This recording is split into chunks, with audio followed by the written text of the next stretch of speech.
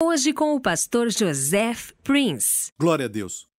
Com tudo o que vemos acontecer no mundo hoje, eu até falei com os pastores recentemente que o diabo está se traindo, fazendo com que o foco esteja em Israel nesses últimos dias. Ele, na verdade, está ajudando a cumprir as profecias bíblicas.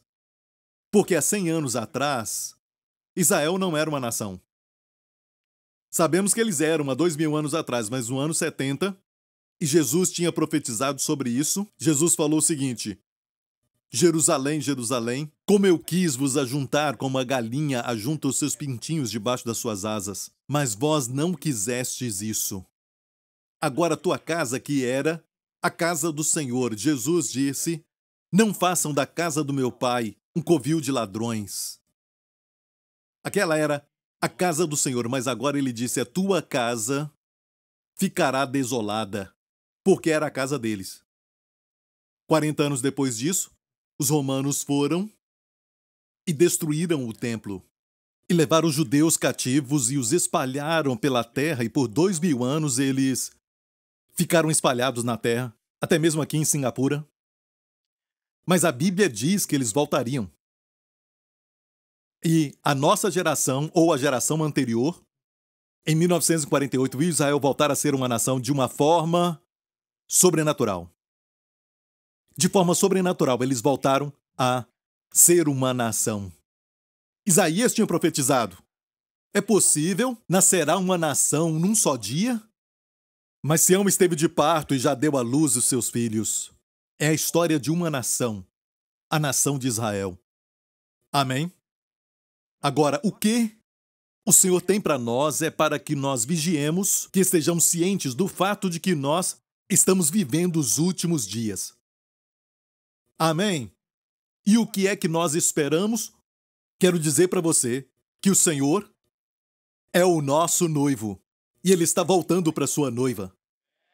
Primeiramente, eu quero te falar que tem duas fases da segunda vinda de Cristo. E muitos confundem os dois. Confundem o arrebatamento com a segunda vinda do Senhor. Quando ele vai voltar, depois dos 7 anos da tribulação, ele vai voltar para Israel. Não para a igreja. Para a igreja ele virá no arrebatamento. Amém? Vamos ler Mateus 24 agora. E quando Jesus ia saindo do templo, diga templo, aproximaram-se dele os seus discípulos para lhe mostrar a estrutura do templo. Jesus, porém, lhes disse, não vedes tudo isto, estas lindas pedras e tudo mais? Ele disse, em verdade vos digo que não ficará aqui pedra sobre pedra, que não seja derrubada. E isso aconteceu, certo? No ano 70 depois de Cristo, os romanos queimaram então aquele templo e derrubaram as pedras. Se você for a Israel hoje, você vai ver as pedras lá embaixo. Todas derrubadas, não ficou nenhuma sobre outra. O Muro das Lamentações não era parte do templo. O templo foi destruído, as pedras derrubadas. E estando assentado no Monte das Oliveiras, chegaram-se a ele os seus discípulos, em particular, dizendo, dize-nos quando serão essas coisas. Eles fizeram 3 perguntas. Olha, em Mateus 24, está se referindo, escute bem isso, vai te ajudar, porque quando você lê Mateus 24, que é um longo discurso do Senhor Jesus, e se a segunda vinda não é importante, então me diga por que Jesus falou tanto sobre isso. Todo o capítulo 24 fala da sua vinda e os sinais da sua vinda que estão acontecendo. Escute bem isso. Mateus escreveu para os judeus. Aprendemos também sobre isso, é lógico. Mas o Evangelho de Mateus, na verdade, foi escrito para os judeus. E tem 3 perguntas aqui que os discípulos fizeram a Jesus. Pedro, Tiago e João foram a ele, de acordo com Marcos, também André. Dize-nos quando serão essas coisas. A primeira pergunta. Quando este templo, então, vai ser derrubado com todas as pedras derrubadas? Quando vai acontecer tudo isso? Pergunta número 1. Número 2. E que sinal haverá da tua vinda? Não o arrebatamento, eles não sabiam disso ainda. O arrebatamento é um mistério. Ele está falando da vinda de Jesus quando ele vier no final dos 7 anos da tribulação. E que sinal haverá da tua vinda? E número 3.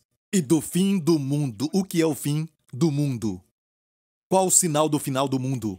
Quero te falar algo que vai te ajudar. Mateus 24 não é para a igreja. Isso aqui é para os judeus crentes que vão viver nos últimos dias. Depois do arrebatamento. Você ouviu isso? Os sinais da sua segunda vinda. No arrebatamento, Jesus vai voltar para nós. Na segunda vinda, ele voltará conosco. Certo? então é para nós e depois conosco. Não quero dar uma aula de gramática, ok? Certo? Ele vai voltar para sua noiva. E depois voltará conosco, depois de 7 anos, para Israel. Amém? E quando ele voltar para nós, certo? Será o final, de uma certa forma, da era da igreja, porque ela vai ser arrebatada. A igreja não é um prédio, mas pessoas, judeus e gentios. Amém? Que receberam o Senhor. Posso ouvir um amém? Onde está o arrebatamento? Bem, 6 horas depois que Jesus se assentou com os discípulos no Monte das Oliveiras, olhando para Jerusalém, falando do futuro, amo isso. Olhando a aparência, era só um carpinteiro assentado lá, certo? Falando dos eventos do mundo. Legal? Antes que tudo acontecesse, posso ouvir um amém? E o templo ainda estava lá, de pé. As pedras estavam lá. Na verdade, quando o general Tito da Legião Romana chegou, Tito, na verdade, se tornou até imperador depois. Já era filho do imperador. E ele disse, não destruam um templo, ele deu essa ordem, mas eles destruíram. Jesus, o Filho de Deus, disse, vai ser destruído. E foi. E 6 horas depois que ele falou sobre isso aqui em Mateus 24, 6 horas depois disso, ele estava então no cenáculo, a última ceia, e no cenáculo estão as verdades que são para a igreja. Isso é para a igreja. Ok? E ele falou o seguinte, imagine-o assentado ali, sabendo que ele ia ser traído. E algumas horas depois ele estaria pendurado na cruz. Naquela noite, o Senhor Jesus olhou para eles e disse, no cenáculo, não se turbe o vosso coração, credes em Deus, crede também em mim. Você vai ver aqui a chave para ter um coração que não se perturba. Está pronto? Não se turbe o vosso coração, credes em Deus, crede também em mim. E isso aqui é para a igreja. Na casa de meu pai há muitas moradas. Ele não disse, na casa de meu pai tem muitos barracos. Moradas. Em outra versão diz mansões. Se não fosse assim, eu vos teria dito. Então ele disse, vou preparar-vos lugar. E quando eu for e vos preparar lugar, virei outra vez e vos levarei para mim mesmo. Virei outra vez e vos levarei para mim mesmo. É o arrebatamento. Está me ouvindo? Certo? Para que onde eu estiver estejais vós também. Pela primeira vez, Jesus revela a eles o arrebatamento. Alguém fala que é um mistério? Você pode falar isso? Sim, mas vai acontecer. O arrebatamento, na verdade, é nós recebendo a nossa herança final, que é o nosso novo corpo. Um corpo glorificado. Está ouvindo, igreja? Olha, tem algumas pessoas que acreditam no arrebatamento parcial, mas deixe-me declarar isso. A graça de Deus nos ensina a olhar para a bem-aventurada esperança e não para a morte. Sabe que a morte não é uma posição bíblica, porque muitas pessoas dizem, todo mundo vai morrer um dia, mas isso não é bíblico. Não é a verdade do Novo Testamento. Olhamos para cima e não para baixo. Está me ouvindo? Toda essa geração que viveu no passado ficaram esperando o arrebatamento e morreram. Sim, mas pense nisso. Há 100 anos atrás, era possível para o anticristo assinar um acordo de paz com Israel? Onde seria isso? Em Londres. Porque Israel não existia 100 anos atrás. Não é? Você entendeu? Certo? Eles não tinham voltado ainda. Então, nos 7 anos da tribulação, Israel vai estar na sua terra, não é? O sábado foi instituído, se você for hoje a Israel.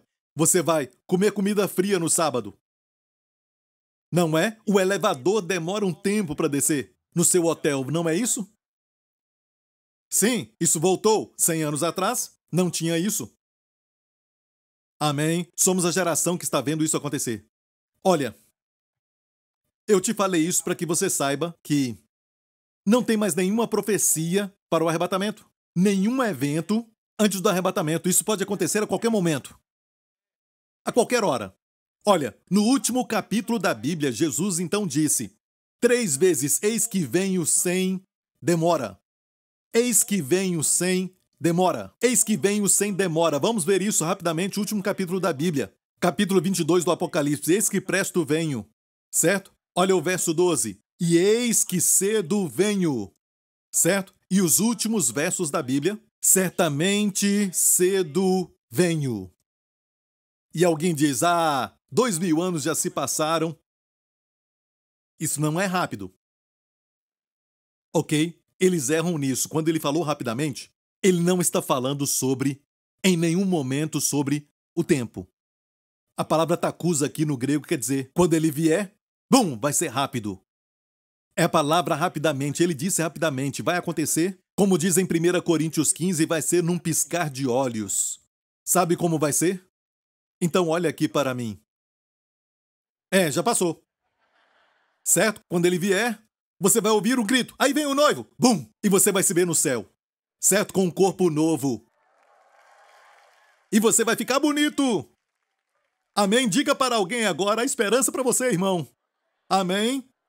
Olha para uma irmã e diga, irmã, olha para cima.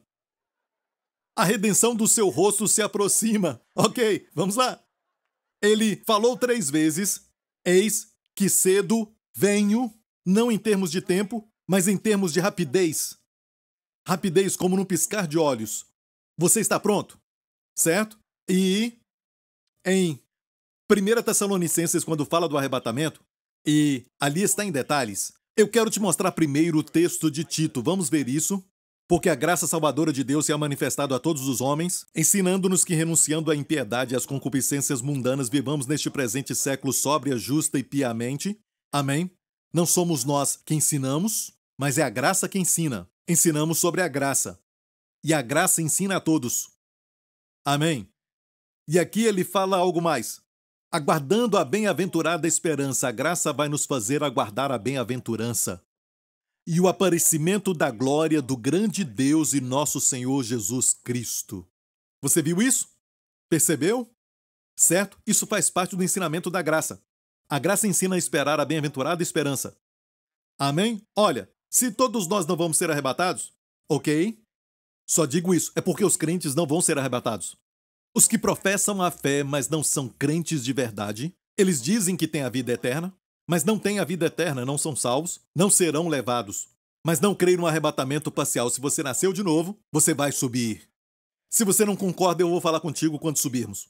Certo? Mas, se você não está crendo nisso, você está roubando a si mesmo da bem-aventurada esperança. Você vê todas as notícias por aí e se preocupa com tudo isso? Se preocupa com o futuro? Sobre o que vai acontecer com a sua vida financeira, com a sua família? De todas as gerações, eu creio que somos a geração que já viu Israel voltar a ser uma nação? Então deveríamos esperar. Olha bem, que vai acontecer na nossa geração. Neste ano do jubileu, amém? Você está entendendo? E alguns ensinam que vamos passar pela tribulação. Eles não pensam que durante os 7 anos, que foi a última parte da profecia de Daniel que ele recebeu do anjo Gabriel, esses 7 anos que é considerado o sofrimento de Jacó, a grande tribulação, e é chamado também o dia da ira de Deus, ou o dia do Senhor, o dia da ira de Deus. Mas olha 1 Tessalonicenses capítulo 1, que diz o seguinte: porque eles mesmos anunciam de nós qual a entrada que tivemos para convosco, Paulo escreve, e como dos ídolos vos convertestes a Deus, ele disse à igreja, para servir o Deus vivo e verdadeiro, e esperar dos céus o seu Filho. E olha bem isso, quase todo o livro da Bíblia fala sobre isso. E esperar dos céus o seu Filho, a quem ressuscitou dentre os mortos, a saber, Jesus, que nos livra da ira futura. Os 7 anos, que chamamos de grande tribulação, é conhecido como o dia da ira de Deus. Amém? Vai ser Deus derramando sobre todos aqueles que vivem na impiedade, aqueles que quebraram a sua aliança, se levantaram contra Israel. Para todos eles, sabe, nesses 7 anos, Deus vai derramar sua ira. Mas nós fomos libertos da ira futura. Ele escreveu para crentes dizendo que Jesus nos livra da ira futura. Ele não está falando da condenação, porque isso já aconteceu. Eles foram libertos da ira eterna do lago de fogo, todos nós. Mas também fomos livres da ira futura. Glória a Deus. Você se alegrou com isso? Amém? A esperança está aí? Ok. 1 Tessalonicenses capítulo 5. Diz assim, porque Deus não nos destinou para a ira, mas para a aquisição da salvação por nosso Senhor Jesus Cristo. Escrevendo aqui para crentes, não está falando de salvação, nascer de novo, mas sim da salvação do nosso corpo. Em Romanos 8 fala a redenção do nosso corpo. Você sabia que você vai ter um corpo novo? Você vai ficar bonito, irmão. Vai ficar bonita, irmã. Não precisa de Botox, nem TikTok, certo? Mas enquanto isso, vá em frente. Então, 1 Tessalonicenses, capítulo 4. É o mesmo livro ainda. Não quero, porém, irmãos, que sejais ignorantes quando a Bíblia diz para não sermos ignorantes, não sejamos ignorantes. Não quero que sejais ignorantes acerca dos que já dormem. Os que já dormem é um termo usado para crentes. Nós não morremos porque Jesus venceu a morte. O aguilhão da morte se foi. Mas enquanto as pessoas esperam pela vinda de Jesus, eles já se foram. Isso é os que já dormem. E os crentes da Tessalônica, tinha Paulo entre eles, porque ele ficou lá por 3 semanas, só 3 semanas. E durante essas 3 semanas, Paulo ensinou sobre o arrebatamento. Pense nisso. 3 semanas falando do arrebatamento. Depois que Paulo se foi, alguns morreram, alguns deles morreram, e eles foram ensinados sobre o que aconteceria com eles. Porque Paulo disse que os que estão vivos subirão, mas e aqueles que morreram não serão arrebatados? Então Paulo escreveu essa carta dizendo: para que não vos entristeçais como os demais que não têm esperança, porque se cremos que Jesus morreu e ressuscitou, assim também aos que em Jesus dormem Deus os tornará a trazer com ele. E ele diz: dizemos, pois, isso pela palavra do Senhor. E o que ele vai falar aqui do arrebatamento não era fruto da sua imaginação. É a palavra de Deus. A palavra do Senhor. Dizemos, pois, isto pela palavra do Senhor. Certo? Ele diz que nós, os que ficarmos vivos para a vinda do Senhor, não precederemos os que dormem. E olha isso. Porque o mesmo Senhor, eu amo isso, o mesmo Senhor, aquele que levou as nossas enfermidades e carregou as nossas doenças. Amém? Porque o mesmo Senhor descerá do céu com alarido, e com a voz de arcanjo, e com a trombeta de Deus, e os que morreram em Cristo ressuscitarão primeiro. Depois nós, os que ficarmos vivos, seremos arrebatados juntamente com eles nas nuvens a encontrar o Senhor nos ares, e assim estaremos sempre com o Senhor. Portanto, consolai-vos uns aos outros com essas palavras. Então, o arrebatamento vai acontecer assim. O mundo não vai nem ver, porque vai ser num piscar de olhos. Vamos ouvir a voz e o mundo não. Eles só vão ver que desaparecemos. E por isso o mundo se prepara. Filmes como A Guerra dos Mundos. Filmes sobre extraterrestres.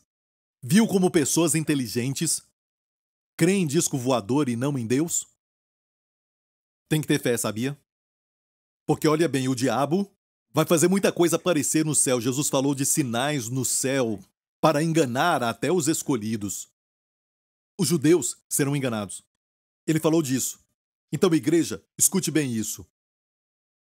O arrebatamento vai acontecer tão rapidamente que só aqueles que são salvos vão se ligar a ele.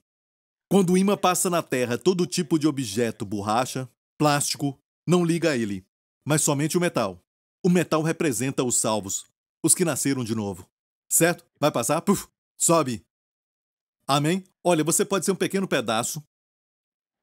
Você pode ser um metal, sabe? Bonito como o pastor Mark que está aqui. Ele está bonito hoje, certo? Talvez você seja um pedaço de metal grande, um pedaço de metal amarelo, um pedaço de metal talvez da cor prata. Isso não importa, desde que você seja metal. Mas não seja imitação de plástico. Certo? Porque quando esse grande imã, amém, passar sobre nós, nós vamos subir. Está ouvindo, igreja? De fato, neste texto, 2 vezes, fala contra aqueles que dizem só aqueles que são fiéis vão subir. Certo dia, eu estava em um jantar com alguns amigos que nós convidamos e eles convidaram outros amigos, certo? E este outro amigo me fez essa pergunta. E ele é crente, certo? Ele disse: você crê que todo mundo vai ser arrebatado? Eu disse sim. Bem, eu creio que só aquele que é fiel. E eu disse: eu creio que você é um deles. Ele disse: sim. Eu disse: quão fiel é fiel? Até que ponto o fiel é fiel? E você sabe muito bem até que ponto você é fiel para se declarar então fiel. Sabe então? Ele olhou para mim e disse: o que é isso? Certo? Deixe-me falar isso. Escute bem isso. Tessalonicenses é a mesma carta que Paulo, na verdade, escreveu para eles falando que alguns deles estavam vivendo uma vida desordenada, eram preguiçosos, não trabalhavam. Se alguém não trabalha, não deve comer, ele disse. Alguns deles eram preguiçosos. E ainda ele disse isso. Vamos ler isso Vamos voltar só um pouquinho. Quem se qualifica, dizemos, pois isto pela palavra do Senhor, que nós os que ficarmos vivos, você só precisa estar vivo. Não diz aqueles que são vencedores, aqueles que são devotos. Na verdade, esse ensinamento é muito soberbo. E eles até se incluem, que eles vão subir e o resto não vai, porque não são fiéis. E não fique olhando para as 10 virgens, porque as 10 virgens só aparecem em Mateus 25, está depois de Mateus 24, e Mateus 24 é o que eu falei agora, sobre os judeus. Ok? E as 10 virgens são as madrinhas, mas não a noiva. Não são? Acertei a bola em cheio. As 10 virgens que acompanham a noiva. Viu que a noiva não está lá? Já foi arrebatada. Está falando dos judeus. Olha, você se lembra? Homens como as madrinhas dificultam tudo para nós? Não ficamos felizes com elas porque na porta falam tem que fazer isso, tem que fazer aquilo, beber aquilo, aquele outro. Ah! Cadê a minha noiva? Sai do caminho, mulher! Dificultaram tudo, falavam para mim que eu tinha que fazer flexões.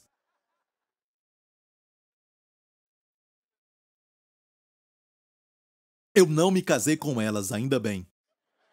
Certo? Me casei com a minha noiva, mas isso é outro assunto para mais tarde. Olha, nós os que ficarmos vivos, olha. Verso 17, depois nós os que ficarmos vivos seremos arrebatados. Até aqueles que estavam vivendo uma vida desordenada, que eram preguiçosos, não gostavam de trabalhar. Ele diz, nós os que ficarmos vivos. Eles também. Se eles eram salvos. Só estou lendo a Bíblia, igreja. Está me ouvindo? Agora vamos ler um pouco em 1 Coríntios 15, certo? Eis aqui vos digo um mistério, o arrebatamento é um mistério. O mistério quer dizer não está no Antigo Testamento, mesmo que tenha algumas experiências de arrebatamento, como aconteceu com Enoque, e também aconteceu com Elias. Não é? Eles foram arrebatados no Antigo Testamento, mas agora vai ser com todos que creram na obra de Jesus.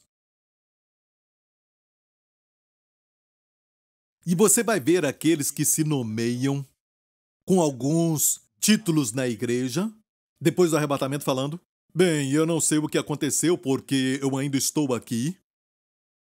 Alguns vão ficar confusos, em vez de saber da verdade do arrebatamento, mas muitos vão se arrepender quando nós desaparecermos. Amém? E sabe quem vai ficar evangelizando durante os 7 anos? 144 mil Billy Grahams, que serão judeus. 144 mil evangelistas judeus que vão pregar o evangelho do reino.